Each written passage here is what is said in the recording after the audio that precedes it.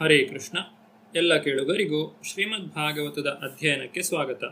ಶ್ರೀಮದ್ ಭಾಗವತದ ದಶಮ ಸ್ಕಂದದಲ್ಲಿ ಶಾಲ್ವ ಮತ್ತು ಯದುವಂಶದವರ ನಡುವೆ ನಡೆದ ಕದನದ ಕುರಿತಾಗಿ ನಾವು ತಿಳಿದುಕೊಳ್ಳುತ್ತಿದ್ದೇವೆ.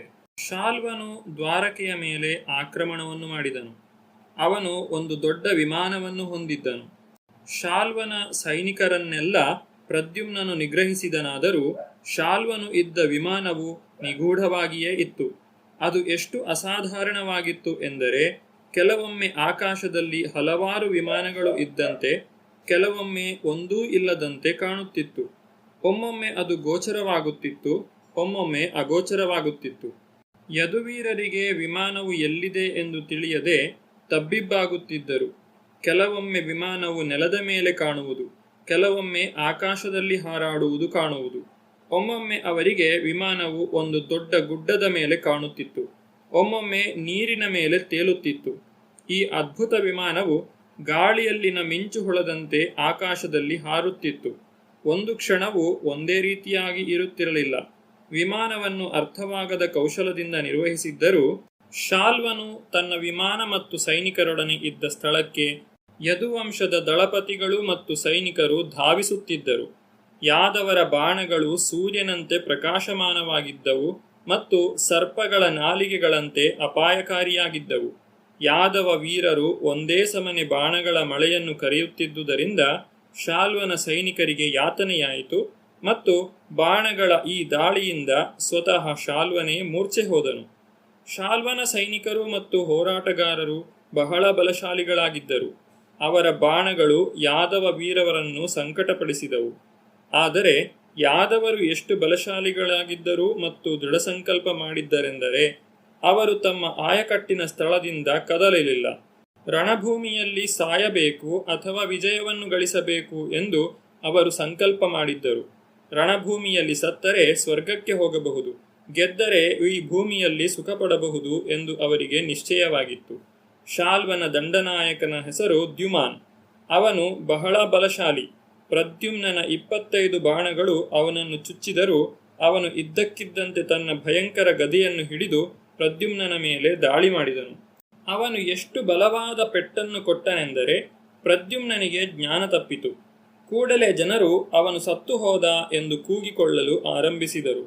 ಪ್ರದ್ಯುಮ್ನನ ಎದೆಯ ಮೇಲೆ ಗದಾಪ್ರಹಾರವು ಎಷ್ಟು ಭಯಂಕರವಾಗಿತ್ತೆಂದರೆ ಅವನ ಎದೆಯು ಹರಿದು ಹೋಯಿತೆಂದು ಭಾಸವಾಯಿತು.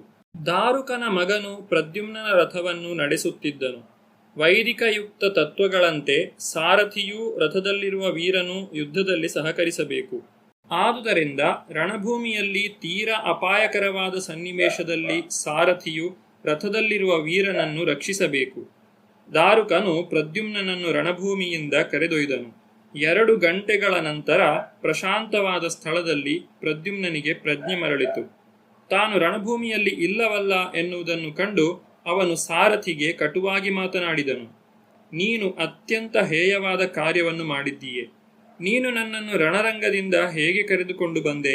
ಸಾರಥಿ, ನಮ್ಮ ಕುಟುಂಬದಲ್ಲಿ ಯಾರನ್ನೇ ಆದರೂ ರಣರಂಗದಿಂದ ಕರೆದುಕೊಂಡು ಹೋದದ್ದನ್ನು ನಾನು ಕೇಳಿಲ್ಲ. ಅವರಲ್ಲಿ ಯಾರೂ ಯುದ್ಧವಾಗುತ್ತಿದ್ದಾಗ ರಣಭೂಮಿಯನ್ನು ಬಿಡಲಿಲ್ಲ. ನನ್ನನ್ನು ರಣರಂಗದಿಂದ ಕರೆದುಕೊಂಡು ಬಂದು ನನ್ನ ಮೇಲೆ ಅಪಕೀರ್ತಿಯ ದೊಡ್ಡ ಹೊರೆಯನ್ನೇ ಹೊರಿಸಿದ್ದಿ. ಯುದ್ಧವಾಗುತ್ತಿದ್ದಾಗ ನಾನು ರಣಭೂಮಿಯನ್ನು ಬಿಟ್ಟೆ ಎಂದು ಜನರು ಹೇಳುತ್ತಾರೆ. ಸಾರಥಿ, ನೀನು ಅಪರಾಧಿ. ನೀನೊಬ್ಬ ಹೇಡಿ. ನನ್ನ ದೊಡ್ಡಪ್ಪ ಬಲರಾಮ ಮತ್ತು ನನ್ನ ತಂದೆ ಶ್ರೀಕೃಷ್ಣನ ಮುಂದೆ ನಾನು ಹೇಗೆ ಮುಖ ತೋರಿಸಲಿ? ಏನು ಹೇಳಲಿ? ಪ್ರತಿಯೊಬ್ಬರೂ ನನ್ನ ವಿಷಯವನ್ನೇ ಮಾತನಾಡುವರು. ನಾನು ಯುದ್ಧಭೂಮಿಯಿಂದ ಓಡಿಹೋದೆ ಎಂದು ಹೇಳುವರು. ಅವರು ಈ ವಿಷಯವಾಗಿ ನನ್ನನ್ನು ಕೇಳಿದರೆ ನಾನು ಏನು ಉತ್ತರ ಕೊಡಲಿ? ನನ್ನ ಅತ್ತಿಗೆ ನಾದಿನಿಯರು, ಪ್ರಿಯ ವೀರ, ನೀನು ಇಂತಹ ಹೇಡಿ ಹೇಗಾದೆ ಎಂದು ನನ್ನನ್ನು ಹಾಸ್ಯ ಮಾಡುವರು. ಸಾರಥಿ, ನನ್ನನ್ನು ರಣಭೂಮಿಯಿಂದ ಕರೆತಂದು ನೀನು ದೊಡ್ಡ ಅಪರಾಧವನ್ನು ಮಾಡಿದ್ದೀಯೆ. ಪ್ರದ್ಯುಮ್ನನ ಸಾರಥಿಯು ಹೀಗೆ ಉತ್ತರ ಹೇಳಿದನು. ಪ್ರಿಯ ಒಡೆಯ, ನೀನು ದೀರ್ಘಾಯುವಾಗು ಎಂದು ನನ್ನ ಬಯಕೆ. ರಥದಲ್ಲಿರುವ ವೀರನು ಅಪಾಯದಲ್ಲಿರುವಾಗ ಅವನಿಗೆ ಸಹಾಯ ಮಾಡುವುದು ಸಾರಥಿಯ ಕರ್ತವ್ಯ. ನಾನು ತಪ್ಪು ಮಾಡಿದ್ದೇನೆ ಎಂದು ನನಗೆ ತೋರುವುದಿಲ್ಲ. ನೀನು ಯುದ್ಧದ ವಿಷಯಗಳಲ್ಲಿ ಸಂಪೂರ್ಣವಾಗಿ ಸಮರ್ಥನು. ಅಪಾಯದ ಸನ್ನಿವೇಶದಲ್ಲಿ ಪರಸ್ಪರ ರಕ್ಷಣೆ ಕೊಡುವುದು ಸಾರಥಿಯ ಮತ್ತು ಯೋಧನ ಕರ್ತವ್ಯ. ನನಗೆ ಯುದ್ಧದ ನಿಯಂತ್ರಕ ತತ್ವಗಳ ಸಂಪೂರ್ಣ ಅರಿವಿತ್ತು. ನಾನು ನನ್ನ ಕರ್ತವ್ಯವನ್ನು ಮಾಡಿದೆ. ಶತ್ರುವು ಇದ್ದಕ್ಕಿದ್ದಂತೆ ಗದೆಯಿಂದ ನಿನಗೆ ಎಂತಹ ಪೆಟ್ಟನ್ನು ಕೊಟ್ಟನೆಂದರೆ ನೀನು ಮೂರ್ಛೆ ಹೋದೆ. ಶತ್ರುಗಳಿಂದ ಸುತ್ತುವರಿಯಲ್ಪಟ್ಟು ನೀನು ಬಹಳ ಅಪಾಯಕರ ಸ್ಥಿತಿಯಲ್ಲಿದ್ದೆ. ಆದ್ದರಿಂದ ನಾನು ನನ್ನ ಕರ್ತವ್ಯವನ್ನು ಮಾಡಿದೆ. ದಾರುಕನ ಮಗನಾದ ತನ್ನ ಸಾರಥಿಯೊಡನೆ ಮಾತನಾಡಿ ಪ್ರದ್ಯುಮ್ನನು ವಾಸ್ತವಿಕ ಸನ್ನಿವೇಶವನ್ನು ಅರ್ಥ ಮಾಡಿಕೊಂಡನು. ತನ್ನ ಬಾಯಿ ಮತ್ತು ಕೈಗಳನ್ನು ತೊಳೆದುಕೊಂಡು ಹೊಸ ಚೈತನ್ಯವನ್ನು ಪಡೆದನು.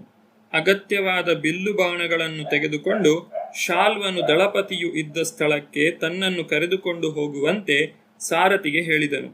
ಸ್ವಲ್ಪ ಹೊತ್ತು ಪ್ರದ್ಯುಮ್ನನು ರಣಭೂಮಿಯಲ್ಲಿ ಇಲ್ಲದೇ ಇದ್ದಾಗ ಶಾಲ್ವನ ದಳಪತಿ ದ್ಯುಮಾನನು ಯಾದವ ಸೈನಿಕರ ಸ್ಥಾನಗಳನ್ನು ಆಕ್ರಮಿಸಿಕೊಳ್ಳುತ್ತಿದ್ದನು. ರಣರಂಗದಲ್ಲಿ ಕಾಣಿಸಿಕೊಂಡ ಪ್ರದ್ಯುಮ್ನನು ಅವನನ್ನು ಕೂಡಲೇ 8 ಬಾಣಗಳಿಂದ ಹೊಡೆದು ತಡೆದನು. 4 ಬಾಣಗಳಿಂದ ದ್ಯುಮಾನನ 4 ಕುದುರೆಗಳನ್ನು ಕೊಂದನು. 1 ಬಾಣದಿಂದ ಅವನ ಸಾರಥಿಯನ್ನು ಕೊಂದನು. ಇನ್ನೊಂದು ಬಾಣದಿಂದ ಅವನ ಬಿಲ್ಲನ್ನು 2 ಕತ್ತರಿಸಿದನು. ಮತ್ತೊಂದು ಬಾಣದಿಂದ ಅವನ ಧ್ವಜವನ್ನು ಚಿಂದಿ ಮಾಡಿ ಇನ್ನೊಂದು ಬಾಣದಿಂದ ಅವನ ತಲೆಯನ್ನು ಮುಂಡದಿಂದ ಬೇರ್ಪಡಿಸಿದನು. ಇತರ ಕಡೆಗಳಲ್ಲಿ ಗದ, ಸಾತ್ಯಕಿ ಮತ್ತು ಸಾಂಬರಂತಹ ವೀರರು ಶಾಲ್ವನ ಸೈನಿಕರನ್ನು ಕೊಲ್ಲುವುದರಲ್ಲಿ ನಿರತರಾಗಿದ್ದರು. ಶಾಲ್ವನೊಡನೆ ವಿಮಾನದಲ್ಲಿ ಇದ್ದವರು ಕಾಳಗದಲ್ಲಿ ಸತ್ತರು. ಅವರು ಸಮುದ್ರದಲ್ಲಿ ಬಿದ್ದರು. ಪ್ರತಿಯೊಂದು ಪಕ್ಷವು ಎದುರು ಪಕ್ಷವನ್ನು ಉಗ್ರವಾಗಿ ಬಡಿಯಲು ಪ್ರಾರಂಭಿಸಿತು. ಕಾಳಗವು ಭಯಂಕರವಾಗಿತ್ತು, ಅಪಾಯದಿಂದ ತುಂಬಿತ್ತು. ಯುದ್ಧವು 27 ದಿನಗಳ ಕಾಲ ನಿಲ್ಲದೆ ನಡೆಯಿತು. ದ್ವಾರಕಾ ನಗರದಲ್ಲಿ ಕಾಳಗವು ನಡೆಯುತ್ತಿದ್ದಾಗ ಶ್ರೀಕೃಷ್ಣನು ಪಾಂಡವರು ಮತ್ತು ಯುಧಿಷ್ಠಿರ ಮಹಾರಾಜರೊಡನೆ ಇಂದ್ರಪ್ರಸ್ಥದಲ್ಲಿ ಇದ್ದನು. ಶಾಲ್ವನೊಡನೆ ಕಾಳಗವು ಯುಧಿಷ್ಠಿರ ಮಹಾರಾಜನು ರಾಜಸೂಯ ಯಜ್ಞವನ್ನು ಮಾಡಿದ ನಂತರ ಮತ್ತು ಶಿಶುಪಾಲನ ವಧೆಯ ನಂತರ ನಡೆಯಿತು. ದ್ವಾರಕಾ ನಗರಕ್ಕೆ ದೊಡ್ಡ ವಿಪತ್ತು ಒದಗಿದೆ ಎಂದು ತಿಳಿದಾಗ ಶ್ರೀಕೃಷ್ಣನು ಪಾಂಡವರ ಕುಟುಂಬದ ಹಿರಿಯರಿಂದ, ಮುಖ್ಯವಾಗಿ ಕುಂತಿಯಿಂದ ಅನುಮತಿಯನ್ನು ಪಡೆದು ದ್ವಾರಕೆಗೆ ಹೊರಟನು. ಶಿಶುಪಾಲ ವಧೆಯ ನಂತರ ತಾನು ಬಲರಾಮನೊಂದಿಗೆ ಹಸ್ತಿನಾಪುರದಲ್ಲಿ ತಂಗಿದ್ದಾಗ ಶಿಶುಪಾಲನ ಕಡೆಯವರು ದ್ವಾರಕೆಯ ಮೇಲೆ ಆಕ್ರಮಣ ಮಾಡಿರಬೇಕು ಎಂದು ಶ್ರೀಕೃಷ್ಣನು ಯೋಚಿಸುತ್ತಿದ್ದನು. ದ್ವಾರಕೆಯನ್ನು ತಲುಪಿದಾಗ ಇಡೀ ನಗರವು ದೊಡ್ಡ ಅಪಾಯದ ದವಡಿಯಲ್ಲಿದೆ ಎನ್ನುವುದನ್ನು ಶ್ರೀಕೃಷ್ಣನು ಕಂಡನು. ನಗರ ರಕ್ಷಣೆಗಾಗಿ ಬಲರಾಮನನ್ನು ಯುದ್ಧತಂತ್ರಕ್ಕೆ ಅತಿ ಮಹತ್ವವಾದ ಸ್ಥಳದಲ್ಲಿ ನಿಲ್ಲಿಸಿದನು. ತನ್ನ ಸಾರಥಿ ದಾರುಕನಿಗೆ ಹೊರಡಲು ಸಿದ್ಧವಾಗುವಂತೆ ಹೇಳಿದನು. ಶ್ರೀಕೃಷ್ಣನು, ದಾರುಕ, ದಯವಿಟ್ಟು ನನ್ನನ್ನು ಕೂಡಲೇ ಶಾಲ್ವನಿರುವ ಸ್ಥಳಕ್ಕೆ ಕರೆದುಕೊಂಡು ಹೋಗು. ಶಾಲ್ವನು ಬಹು ಬಲಶಾಲಿಯಾದ ಮತ್ತು ನಿಗೂಢವಾದ ಮನುಷ್ಯ ಎನ್ನುವುದು ನಿನಗೆ ತಿಳಿದಿರಬಹುದು. ಅವನ ವಿಷಯದಲ್ಲಿ ಸ್ವಲ್ಪವೂ ಭಯಬೇಡ.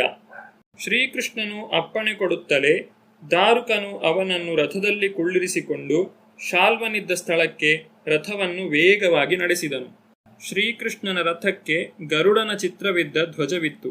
ಯಾದವ ಸೈನಿಕರು ಮತ್ತು ಯೋಧರು ಧ್ವಜವನ್ನು ನೋಡುತ್ತಲೇ ಶ್ರೀಕೃಷ್ಣನು ರಣರಂಗಕ್ಕೆ ಬಂದಿದ್ದಾನೆ ಎಂದು ಅವರಿಗೆ ಅರ್ಥವಾಯಿತು. ಈ ಹೊತ್ತಿಗೆ ಸ್ವಲ್ಪ ಹೆಚ್ಚು ಕಡಿಮೆ ಶಾಲ್ವನ ಸೈನಿಕರೆಲ್ಲ ಸತ್ತಿದ್ದರು. ಶ್ರೀಕೃಷ್ಣನು ರಣಭೂಮಿಗೆ ಬಂದಿದ್ದಾನೆ ಎನ್ನುವುದನ್ನು ಕಂಡ ಶಾಲ್ವನು ಬಹಳ ದೊಡ್ಡ ಬಲಶಾಲಿಯಾದ ಅಸ್ತ್ರವೊಂದನ್ನು ಬಿಟ್ಟನು. ಅದು ಬಹಳ ದೊಡ್ಡ ಶಬ್ದವನ್ನು ಮಾಡುತ್ತಾ ಧೂಮಕೇತುವಿನಂತೆ ಆಕಾಶದಲ್ಲಿ ಹಾರಿತು. ಅದೆಷ್ಟು ಪ್ರಕಾಶಮಾನವಾಗಿತ್ತೆಂದರೆ ಇಡೀ ಆಕಾಶವು ಅದರ ಬೆಳಕಿನಿಂದ ತುಂಬಿ ಹೋಗಿತ್ತು. ಆದರೆ ಶ್ರೀಕೃಷ್ಣನು ಕಾಣಿಸಿಕೊಳ್ಳುತ್ತಲೇ ಅವನು ತನ್ನ ಬಾಣವನ್ನು ಬಿಟ್ಟು ಅಸ್ತ್ರವನ್ನು 100,000 ತುಂಡುಗಳನ್ನಾಗಿ ಮಾಡಿದನು. ಶ್ರೀಕೃಷ್ಣನು ಶಾಲ್ವನ ಮೇಲೆ 16 ಬಾಣಗಳನ್ನು ಬಿಟ್ಟನು. ಶುಭ್ರ ಆಕಾಶದಲ್ಲಿ ಸೂರ್ಯನು ಸೂರ್ಯಪ್ರಭೆಯ ಅಸಂಖ್ಯಾತ ಅಣುಗಳಿಂದ ಇಡೀ ಆಕಾಶವನ್ನು ಆಕ್ರಮಿಸುವಂತೆ ತನ್ನ ಬಾಣಗಳಿಂದ ಶ್ರೀಕೃಷ್ಣನು ವಿಮಾನದ ಮೇಲೆ ಆಕ್ರಮಣ ಮಾಡಿ ನಾಶ ಮಾಡಿದನು. ಶ್ರೀಕೃಷ್ಣನು ತನ್ನ ಬಿಲ್ಲನ್ನು ಧರಿಸಿದ್ದ ಎಡಭಾಗಕ್ಕೆ ಶಾಲ್ವನು ಉಗ್ರ ಪೆಟ್ಟನ್ನು ಕೊಟ್ಟನು. ಇದರಿಂದ ಶಾರ್ಂಗಧನಸ್ಸು ಶ್ರೀಕೃಷ್ಣನ ಕೈಯಿಂದ ಬಿದ್ದಿತು. ಬಿಲ್ಲು ಬಿದ್ದದ್ದು ಆಶ್ಚರ್ಯಕರವಾಗಿತ್ತು. ಶಾಲ್ವ ಮತ್ತು ಶ್ರೀಕೃಷ್ಣರ ನಡುವಿನ ಕಾಳಗವನ್ನು ನೋಡುತ್ತಿದ್ದ ಮಹಾಪುರುಷರಿಗೆ ಮತ್ತು ದೇವತೆಗಳಿಗೆ ಕಳವಳವಾಯಿತು. ಅವರು ಅಯ್ಯೋ ಎಂದು ಉದ್ಗರಿಸಲು ಪ್ರಾರಂಭಿಸಿದರು. ಶಾಲ್ವನು ತಾನು ವಿಜಯಿಯಾದೆ ಎಂದು ಭಾವಿಸಿದನು. ಆಗ ಶ್ರೀಕೃಷ್ಣನು ಶಾಲ್ವನಿಗೆ ತನ್ನ ಗದೆಯಿಂದ ಬಲವಾಗಿ ಪೆಟ್ಟುಕೊಟ್ಟನು. ಇದರಿಂದ ಶಾಲ್ವನು ರಕ್ತ ಕಾರುತ್ತಾ ತಡೆಯಲಾಗದ ಚಳಿಯಿಂದ ಕುಸಿದು ಬೀಳುವಂತೆ ಗಡಗಡನೆ ನಡುಗುತ್ತಿದ್ದನು. ಶ್ರೀಕೃಷ್ಣನು ಮತ್ತೆ ಹೊಡೆಯುವ ಮೊದಲೇ ಶಾಲ್ವನು ತನ್ನ ನಿಗೂಢ ಶಕ್ತಿಯನ್ನು ಬಳಸಿ ಕಣ್ಮರೆಯಾದನು. ನಂತರ ಶಾಲ್ವನು ಶ್ರೀಕೃಷ್ಣನ ವಿರುದ್ಧ ಮಾಯಾಯುದ್ಧವನ್ನು ಪ್ರಾರಂಭಿಸಿದನು. ಶ್ರೀಕೃಷ್ಣನು ಶಾಲ್ವನಿಗೆ ಮುಕ್ತಿ ನೀಡಿದ ಬಗೆಯನ್ನು ನಾವು ಮುಂದಿನ ಸಂಚಿಕೆಯಲ್ಲಿ ನೋಡೋಣ. ಧನ್ಯವಾದಗಳು. ಹರೇ ಕೃಷ್ಣ.